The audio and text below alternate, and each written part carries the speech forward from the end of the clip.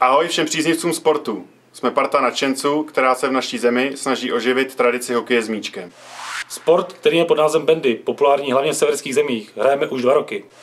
V roce 2014 se nám podařilo uhrát 3. místo na mistrovství Evropy v Davosu. Loni jsme skončili druzí na mezinárodním turnaji, který jsme pořádali v Čechách. Letos se chystáme reprezentovat naši zemi na mistrovství světa v Uljanovsku. Celou dobu fungujeme na amatérské bázi bez oficiálních sponzorů a podpory. A s tím souvisí náš problém. Náklady na dopravu vysoko převyšují naše finanční možnosti. Proto bychom vás chtěli poprosit o finanční příspěvek na úhradu letenek. Slibujeme, že budeme bojovat i za vás. Bandy zdar! Sport, který je pod názvem bandy...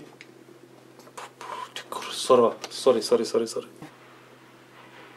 Fungujeme na amatérské bázi bez oficiální Loni jsme skončili 3. Ty obráceně. 3, 2, 1, start!